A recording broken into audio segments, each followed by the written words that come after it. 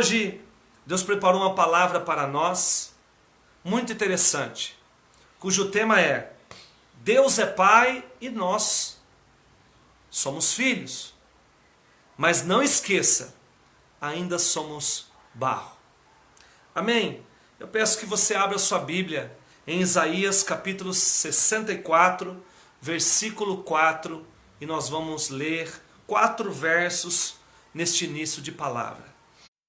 Eu quero agradecer a todos os filhos aliançados que investiram um pouco de tempo mandando uma mensagem, outros poucos ligaram e outros que oraram por nós como pai espiritual. Que Deus possa te abençoar poderosamente por ter se lembrado também do seu pai espiritual, seu pai ministerial. Que Deus abençoe poderosamente a tua vida. E eu creio que a sua oração hoje pela minha vida me fortaleceu para continuar exercendo este papel e esta chamada de Deus para as nossas vidas. Isaías capítulo 64, versículo 4, diz assim: Porque desde a antiguidade não se ouviu, nem com ouvidos se percebeu, nem com os olhos se viu, um Deus além de ti, que opera a favor daquele que por ele espera. Quero que você repita comigo. Que por ele espera. Versículo 5. Tu sais ao encontro daquele que com alegria pratica a justiça, daqueles que se lembram de ti nos teus caminhos. Eis que te iraste porque pecamos. Há muito tempo temos estado em pecados. Acaso seremos salvos? Versículo 6. Pois todos nós somos como imundo, e todas as nossas justiças como trapo de imundícia. E todos nós murchamos como a folha, e as nossas iniquidades como o vento nos arrebatam. Versículo 7. E não há quem invoque o teu nome, que desperte e te detenha, pois escondeste de nós o teu rosto, e não nos consumiste por causa das nossas iniquidades. Versículo 8. Mas agora, ó Senhor, tu és nosso Pai, nós somos o barro, e tu o nosso oleiro, e todos nós obra das tuas mãos. Vou repetir o verso 8. Mas agora, ó Senhor, tu és o nosso Pai, nós somos o barro, e tu o nosso oleiro, e todos nós obras das tuas mãos. Curve sua cabeça por um instante. Pai, eu tenho alguns minutos para ministrar a tua palavra, e eu creio em nome de Jesus que serão minutos preciosos, porque esta igreja em CCA Cidrolândia está de pé por causa da palavra, está de pé por causa do teu cuidado. Está, Senhor, em nome de Jesus, a CCA em Votuporanga está de pé porque o Senhor tem cuidado de nós. O Senhor tem liberado palavras para nós. E todas as CCAs, meu Pai, em todas as cidades, tem nos sustentado pela tua palavra, Senhor. Por isso alcance cada filho agora e sustenha, alimente pela tua palavra, em nome de Jesus Cristo.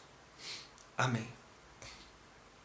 Queridos, nesta palavra lida, Isaías começa no versículo 4 reconhecendo que Deus é único. Por mais que nós ouvimos falar de muitos deuses, por mais que os nossos olhos já viram imagens que representam deuses, por mais que já falaram para você que Deus é tal, que Deus tal, que Deus não sei o quê, e pessoas, de repente, que se tornou um Deus para tal pessoa, possa fazer alguma coisa. Só existe um Deus, o nosso Deus é único. É a sua singularidade, a sua particularidade é única. Nunca houve e nunca haverá um Deus tão poderoso, um Criador, um Formador, um Pai. Só um pai pode gerar muitos filhos. Só temos um pai, e este pai é o nosso Deus Todo-Poderoso. Jesus disse aos fariseus que estavam falando que o pai deles era Abraão e tal, mas não serviam a Deus. Ele falou: olha, não tem nenhum pai senão o Pai que estás nos céus. Jesus disse isso reconhecendo que Deus é a primícia dos pais. Ele é o único pai. Depois, dos filhos, foram gerando outros pais. E assim sucessivamente. Então nosso Deus é único. E quando Ele forma o homem também, Ele traz a sua imagem e semelhança, nos tornando únicos. Deus, Ele fala para muitas pessoas, mas Ele olha na sua singularidade. Deus, por mais que tenha muitos filhos, Ele ama exclusivamente.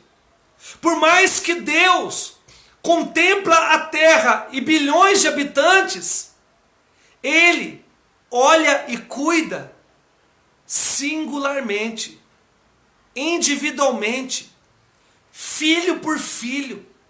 A Bíblia diz que Ele sabe a quantidade que tem de cabelos na nossa cabeça. A Bíblia também diz que o nosso Deus esquadrinha os nossos rins. A Bíblia também diz que o nosso Deus é tão grande que a terra é um lugar que Ele coloca os seus pés.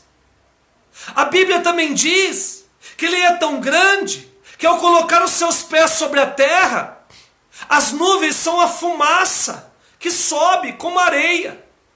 A Bíblia também diz que Deus é tão grande que as palmas das tuas mãos contempla e cabem toda a água da terra.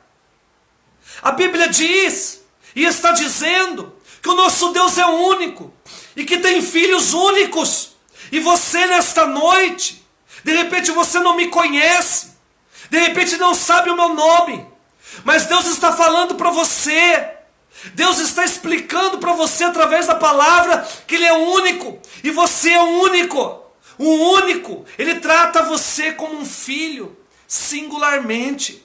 Ele sabe os teus sonhos. Ele sabe as promessas individuais que fez para você. Deus faz promessas para nações. Deus faz promessas para cidades, estados, países. Deus faz promessas para continentes. Deus faz promessas para bairros, famílias, mas também Deus faz promessas para uma pessoa só. Quando chamou Abraão no meio da parentela, no meio da multidão, chamou Abraão e fez promessas para ele, que através dele daria uma geração, daria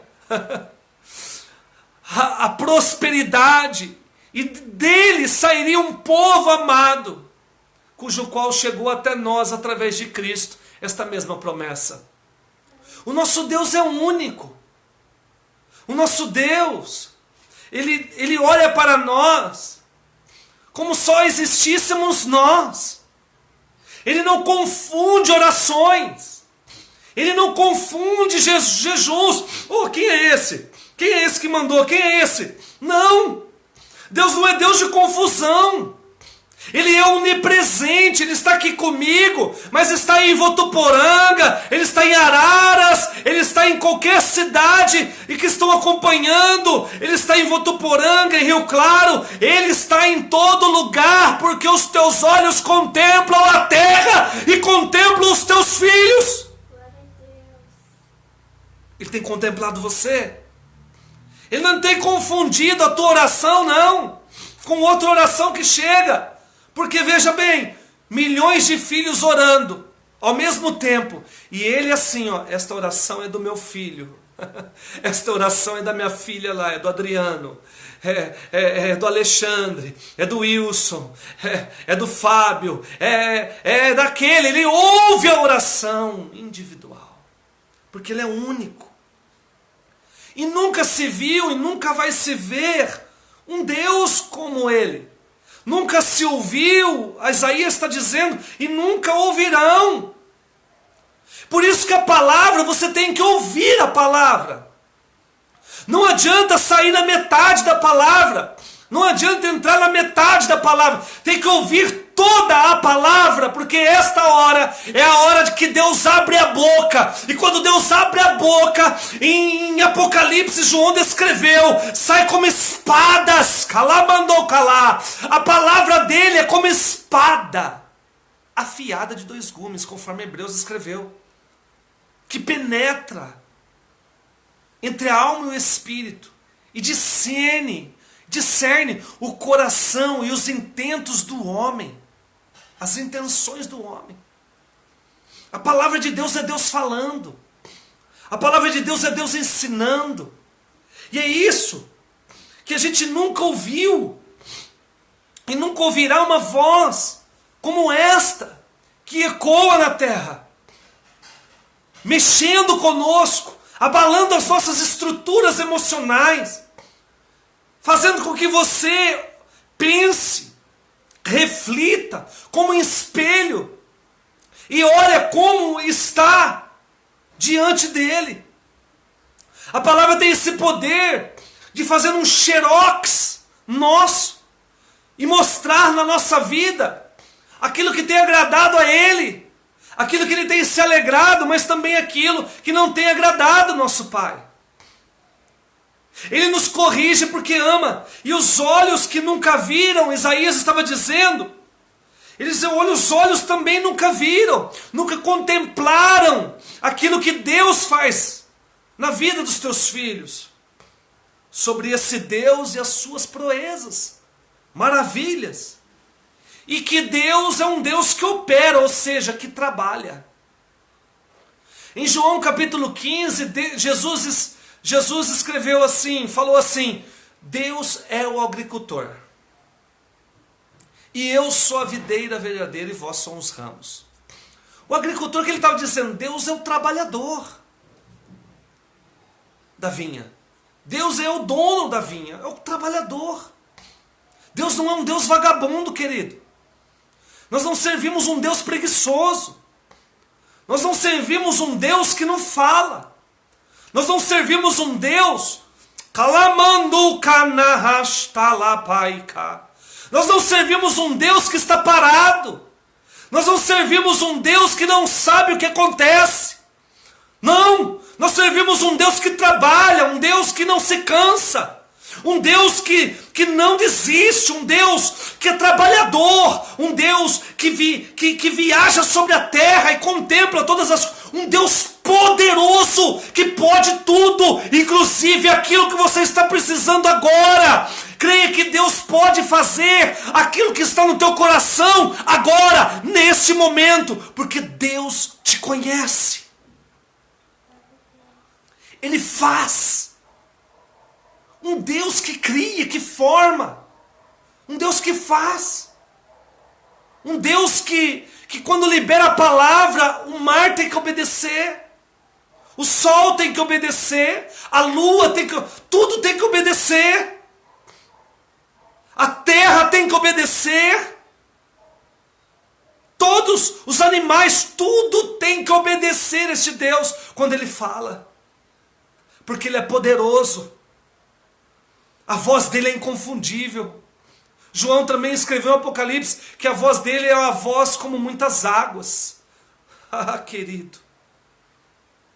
Deus fala de muitas formas. Deus contempla e nos visita de muitas formas. Teve dias que Deus visitou o povo dele com fogo. Na sarça, quando chamou Moisés, e dentre outras passagens. Tem dias que Deus visitou a terra com água, trazendo dilúvio para a terra e salvando apenas Noé, um exemplo de pai, porque ele se salvou, mas salvou a família dele também. Houve salvação para a casa dele. Um excelente pai íntegro, andava com Deus. Mas também Deus já visitou com uma brisa suave. Como em 2 Reis, quando ele foi visitar Elias. Elias ouviu um trovão, saiu para fora, achou que era Deus, não era. Elias viu o fogo caindo, achou que era Deus, também não era. Mas quando chegou uma brisa suave, que ele nem conseguia ver, um vento tão suave, e Deus estava nessa brisa e falou com ele. Para você ouvir Deus, você tem que prestar atenção, porque às vezes ele vai chegar com uma brisa suave. Ele chega sutilmente. Usa crianças, usa pessoas, usa circunstâncias. Mas nós estamos muito ocupados às vezes e não ouvimos Deus falar. Queremos que os nossos olhos contemplem coisas grandes, mas Deus também usa coisas pequenas, como usou a queixada de um jumento na mão de Sansão e matou, no poder de Deus, no Espírito de Deus, matou mais de 1000 filisteus com uma queixadinha, uma coisa pequena, uma queixada de jumento. Deus usa coisas pequenas, como uma pedrinha na mão de Davi que matou um grande gigante chamado Golias. Se você está se sentindo pequeno, se prepare. Deus escolheu as coisas pequenas e vãs desse mundo para confundir as grandes e as sábias. Deus usa os pequenos. Os humilhados serão exaltados. Entenda que você é importante para Deus. E Deus se manifesta, Ele trabalha. Ele é trabalhador, e o Filho, que é Jesus, também é trabalhador. E nós que somos filhos, temos que ser trabalhadores, porque Jesus disse, grande é a seara, poucos são os trabalhadores. Temos preguiças às vezes, de fazer aquilo que Jesus nos chamou para fazer. Deus está falando algumas mensagens que eu tenho ministrado, querido. Tem inundado o meu coração, até fora da palavra, assim, porque eu preparo o sermão, mas Deus está trabalhando com o Espírito Santo, trazendo aquilo que é para falar para você e para mim. Tem falado sobre cumprir o ID, cumprir a nossa obrigação, que é ser trabalhadores na seara, trabalhadores dele. Falar do amor dele. Olha o que diz em João capítulo 5, versículo 17. Não precisa abrir. Mas Jesus lhes respondeu, o meu Pai trabalha até agora, e eu trabalho também. O nosso Deus é trabalhador. Isaías estava profetizando, falando, orando a Deus e liberando palavras, assumindo este papel que Deus nas nossas vidas, que é trabalhador. Tanto é que em Gênesis, Deus trabalhou 6 dias criando todas as coisas, e no 7º ele descansou, para contemplar a obra das suas mãos que fizera. E viu Deus que era bom, Gênesis capítulo 1 em diante. Mas quando ele formou o homem, ele não disse, olha, viu Deus que era bom o que fizera. Viu Deus que o que fizera, o que formava, era muito bom. Então, querido, aquilo que Deus criou é bom, mas eu e você é muito bom de Deus, é o excelente de Deus, é a melhor da criação que Ele fez. Glória a Deus. Você tem ouvido palavras que te minimizaram, que colocaram você no chão. Palavras que colocaram você num lugar de humilhação. Mas Deus está falando para você. Você é a melhor das criações dele. A obra-prima dele. Tudo ele criou pela palavra. Mas eu e você, Gênesis capítulo 2, ele pegou em nós, ele formou com as suas próprias mãos. E depois de formar, soprou de dentro dele, nas nossas narinas e nos deu vida. O ar que estava dentro dele, o espírito de vida, saiu de dentro dele para dentro de nós. Ele mesmo nos gerou. Porque nós saímos, a vida saiu de dentro de Deus para dentro de nós. Gerou. Formou e gerou vida em nós. Então Deus trabalha, opera, faz. Isaías estava dizendo, ele opera e efetua. Olha que interessante, Filipenses 2,13.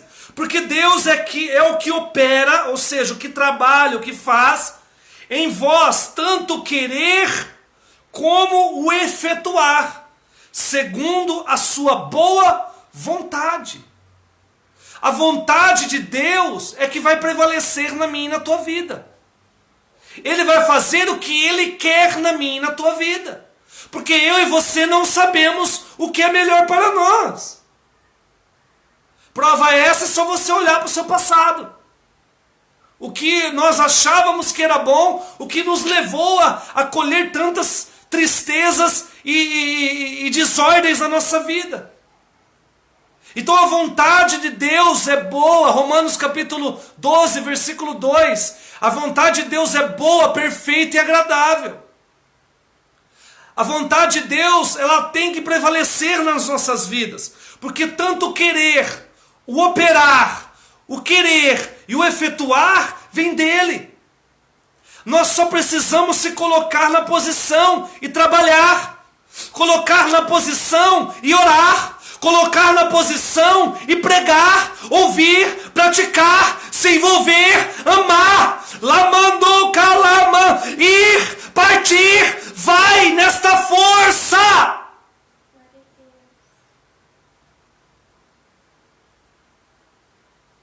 Deus não só te chamou, mas comissionou, capacitou e enviou. Você está na terra com um propósito. Aliás, vários propósitos. Mas o maior propósito é cumprir o querer de Deus, não o seu. Não adianta. A vontade de Deus, ela é soberana. Às vezes você pode estar pensando que está lutando com Satanás, mas está lutando com Deus. Deus querendo fazer a vontade dele plena na sua vida. E você querendo fazer a sua. A Bíblia diz que Jesus disse, eis que eu coloco uma porta aberta diante de vós. A vontade de Deus, querido, a vontade de Deus, o esforço não vai ser nosso. Nós temos que se esforçar para manter Deus conosco, mas o querer, o efetuar e o fazer e o trabalhar é dele. Ele coloca uma porta aberta diante de nós. É só entrar. Por isso não precisa ficar chutando esta porta, arrombando portas. Não. A porta que Deus abre, só Ele fecha. E a que Ele fecha, só Ele abre. Aquilo que está fechando na tua vida, se você está na presença de Deus e fazendo a vontade dEle, fica tranquilo, dá glória.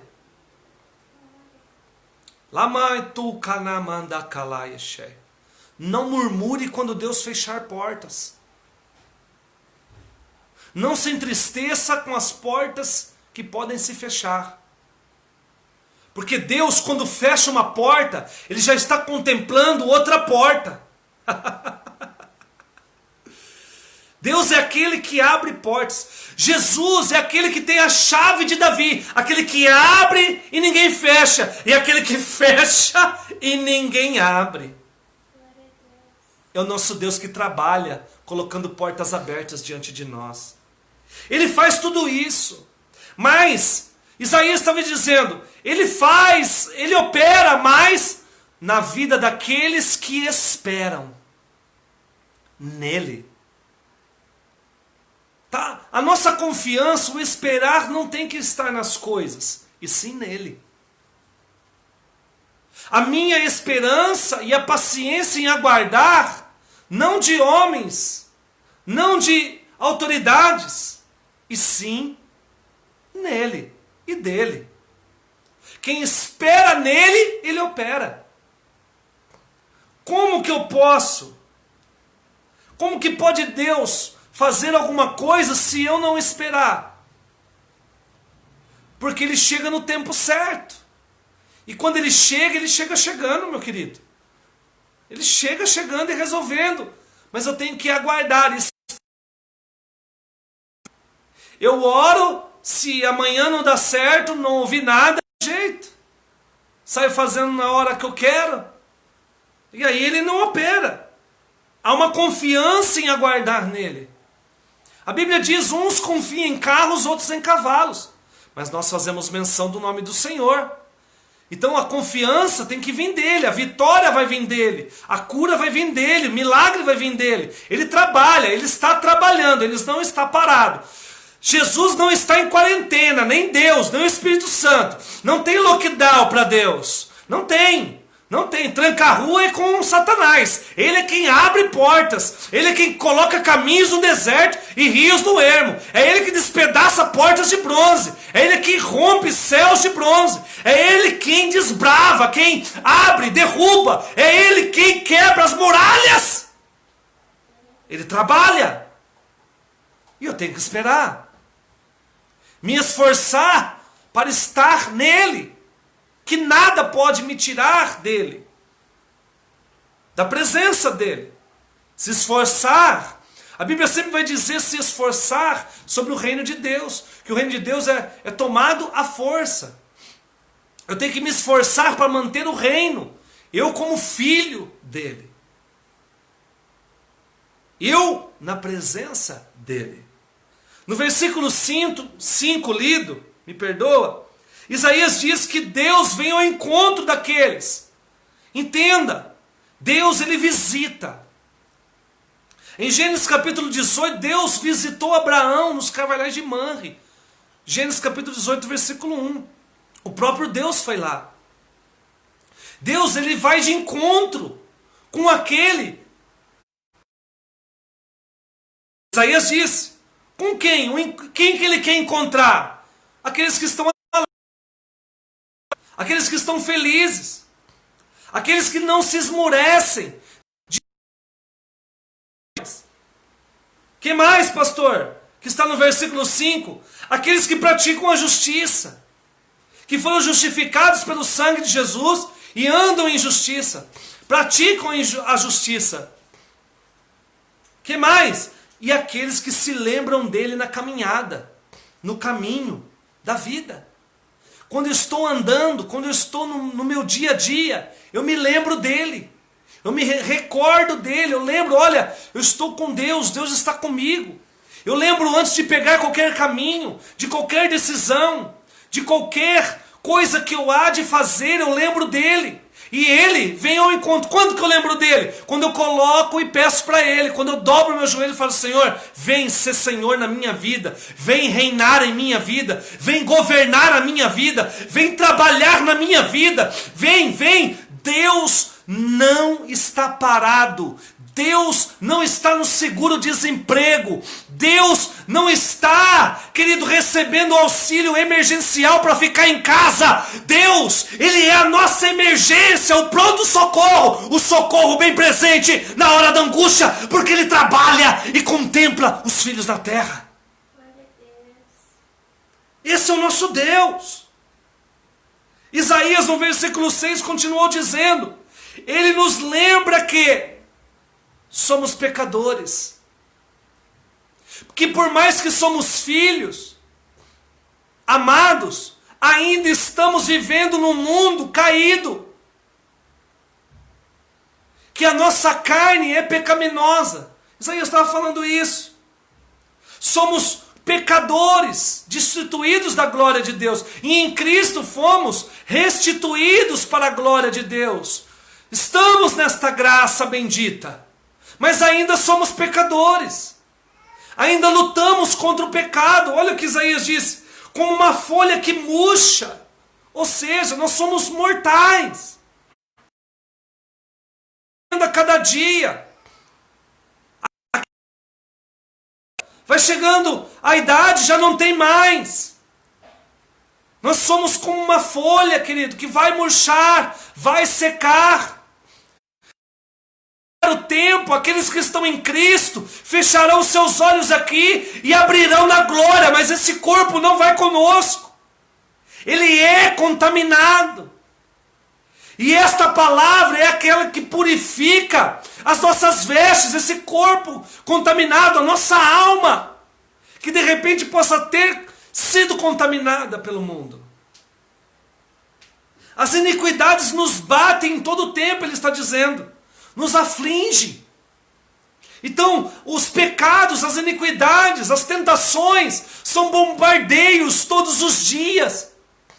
Todos os dias o inimigo, que não dorme também, ele vem para trabalhar contra nós, tentando nos afligir, tentando matar, porque a Bíblia diz que João 10,10 ele veio para matar, roubar e destruir. Mas nós estamos em Cristo Jesus. Se você não está, é tempo de se reconciliar com Jesus, é tempo de se alinhar com Cristo. Essa é a oportunidade de você aceitar a Jesus. É nessa pregação. É agora. Nós estamos lendo agora. Pregando agora.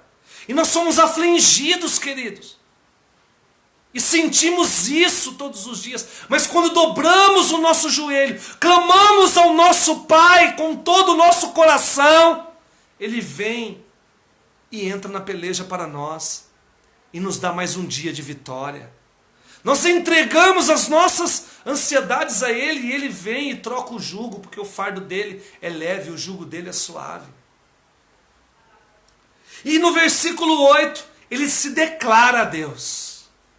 Ele fez uma declaração a Deus, dizendo, mas agora, Deus está falando, mas agora, ó Senhor, Tu és nosso Pai. Nós somos o barro e Tu o nosso olheiro, e todos nós obra das Tuas mãos. Ele diz o quê? Que Deus é Pai. E eu não vou aqui abrir muito sobre isso, que você sabe que Deus é Pai. Deus é o nosso Pai. Em João capítulo 1 em diante vai dizendo que todos aqueles que crerem no nome de Cristo são eleitos filhos de Deus. Aqueles que creem no seu nome. Eleitos, acabou, somos filhos. Com direito à herança. Deus exerce todos os papéis de um pai. Todos. Olha comigo, Ele estabeleceu isso. Ele é o primeiro dos pais. Ele é o pai dos pais. Nós somos filhos de Deus, somos pais, mas Ele é o pai dos pais. Então, qual é o papel do pai? Protege, proteção, Ele protege a família. Deus é o nosso protetor, é o nosso escudo. Ele toma a frente pela nossa vida, e esse é o papel de um pai. Proteger, cobrir a família, proteção, espiritual principalmente. Não é proteger, pegar uma peixeira e sair, você falou do meu filho. A proteção que eu estou dizendo é não ter brechas para desproteger a família. É ser trabalhador como o pai é para sustentar a família. É amar a família, se preocupar, investir tempo com a família e proteger o quê? Tendo uma vida com Deus. Quando ele tem uma vida com Deus, o pai, ele protege a família.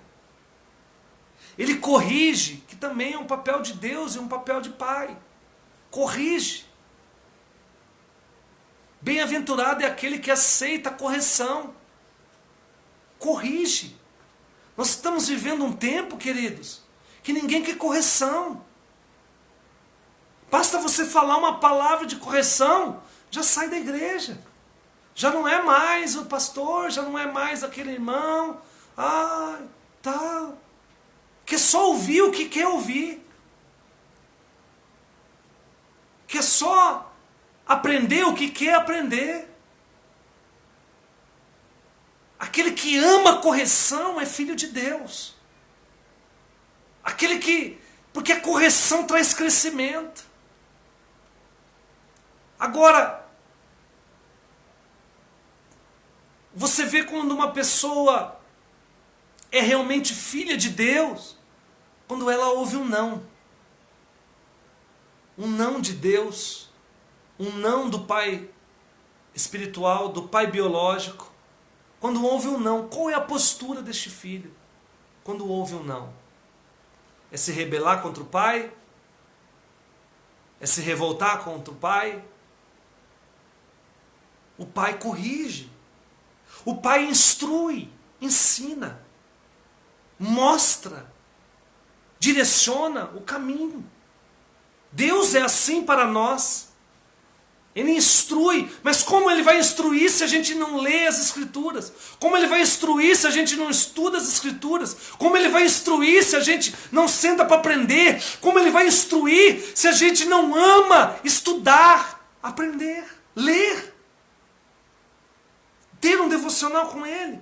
Como vamos receber a direção dele se não temos tempo de oração? Nós somos seus filhos, isso é fato.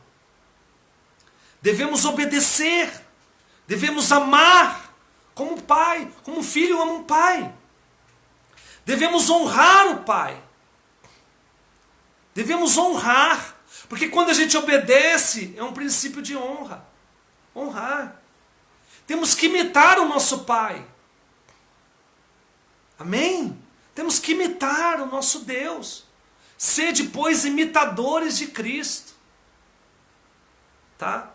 Paulo escreveu, eu sou imitador de Cristo e vocês sejam os meus imitadores. Paulo estava dizendo como um pai espiritual para aquela igreja. Temos que agradar o nosso pai. Como que eu agrado a Deus? Amando Ele sobre todas as coisas. Somos filhos com direito de filho e herança de filho. Isso é fato. Ouça isso. Vede que grande amor nos tem concedido o Pai, que fôssemos chamados filhos de Deus. E nós o somos. Por isso o mundo não nos conhece, porque não conheceu a Ele. 1 João 3:1. Nós somos filhos. Somos filhos de Deus. E temos esse amor do nosso Pai para conosco. Este cuidado do nosso Pai. Ele tem cuidado de mim, de você. Mas também Ele nos lembra algo, Isaías no versículo 8. Você viu que nós lemos aí? Mas agora o Senhor, Tu és o nosso Pai. Mas nós somos barro. Olha que interessante isso. Ainda somos barro. Aquilo que Cristo nos deu não está completo ainda, querido. É apenas o começo daquilo que está guardado para nós nas regiões celestiais. Essa paz que você sente em Cristo é apenas uma pontinha do iceberg daquilo que você vai gozar para toda a eternidade. Aceitar a Jesus e ser batizado é o início de uma peregrinação na terra para almejar a eternidade com Ele, nele, por Ele. Então, ainda somos barros com uma promessa eterna. Somos barros e Ele diz que Ele é o oleiro. Mas olha, por que eu sou barro? E Ele é oleiro? Porque eu dependo dEle. O oleiro trabalha no barro. Que não seremos poderosos como Ele. Querido, preste muito bem atenção. Nós não seremos poderosos como Deus. Mas junto dEle somos poderosos. Amém? Por si só não seremos como Deus, poderoso. Ele é único. mas com ele se tornamos poderosos contra as trevas, contra os principados, contra as potestades, hostes malignas.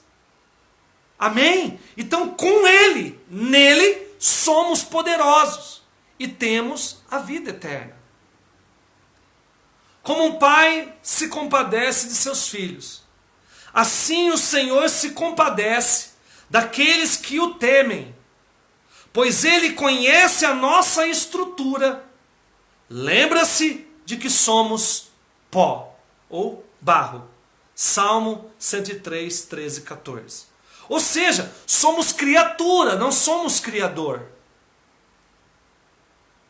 Amém? Nós servimos o Criador. Deus nos formou no pó da terra, como eu disse no início. Ele nos conhece. Ele quis e desejou nos formar. Tanto que nos fez imagem e semelhança dele. Nós somos a imagem e semelhança do nosso Pai Criador.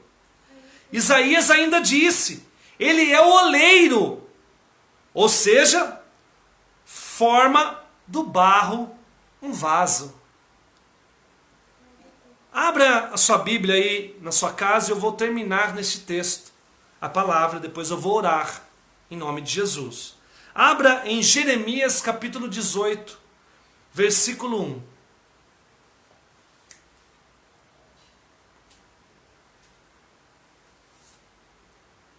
Jeremias, capítulo 18, versículo 1. Abra sua Bíblia aí.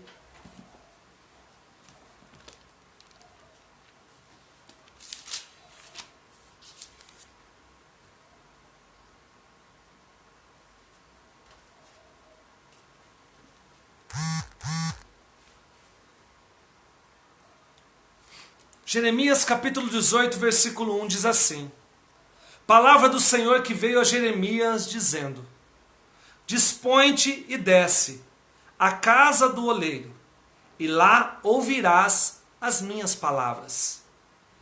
Desci à casa do oleiro, e eis que ele estava entregue à sua obra sobre as rodas. Versículo 4.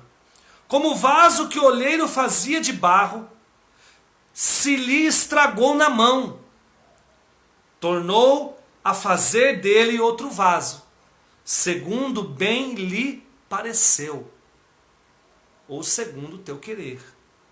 Então veio a mim a palavra do Senhor: não poderei eu fazer de vós como este oleiro, ó casa de Israel?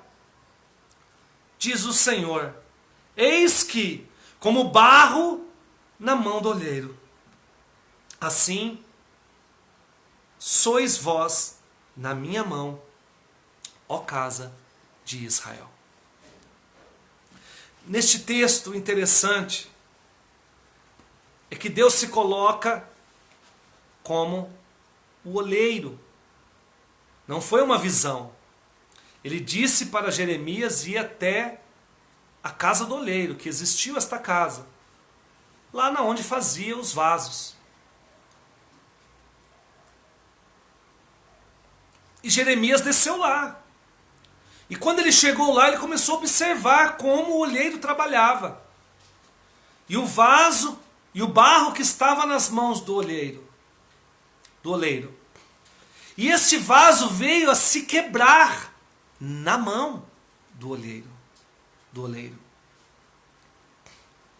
E ele fez este vaso novamente como ele quis fazer. Como ele teve vontade de fazer. Entenda uma coisa: eu e você somos filhos, com direito e herança de filho. Graças a Deus por isso. Mas ainda somos barro. Ainda quebramos. Ainda temos defeitos. Ainda há trincas. Ainda há ferimentos deste barro que podem acontecer, que podem fazer deste vaso um vaso defeituoso. Um vaso que está sendo amassado. Um barro que está sendo amassado. Um barro que está sendo reformado. E outra coisa, quando nós aceitamos a Jesus, nós como barro, filhos, porém barros, a Bíblia diz que não caiu das mãos do olheiro. Porque eu e você, se quebra um vaso na nossa casa, nós vamos ajuntar e jogar no lixo. Deus não. Por mais que eu e você se quebre na caminhada da vida, por mais que as trincas venham, o olheiro coloca de novo nas mãos dele e começa a reformar este vaso. E quando há uma trinca ou quebra este vaso, continua mesmo quebrado na mão do olheiro. E este olheiro começa a refazer este vaso, para que este mesmo vaso, cujo qual estava quebrado, se torne um vaso de honra. Kalamandokolai. Em Apocalipse diz que haverá no grande dia vasos de desonra, mas também vasos de honra. Eu e você, Deus está amassando como barro, formando um vaso para que seja um vaso de honra. Então, segure firme, porque é bom estar nas mãos de Deus do que estar nas mãos de Satanás. Bom é estar nas mãos do olheiro do que estar nas mãos dos homens. Davi escreveu isso. É melhor estar nas mãos de Deus, nos cuidados, nas provações, nas correções, alamandocou, do que estar nas mãos do homem, porque o homem não tem piedade, mas Deus, Ele tem misericórdia para refazer e paciência para reformar o vaso. Bom é estar nas mãos do olheiro. Então, saiba que Deus, Ele refaz. E se precisar refazer, Ele refaz de novo. Porque somos barro. Somos barro. Hoje, porém, filhos de Deus.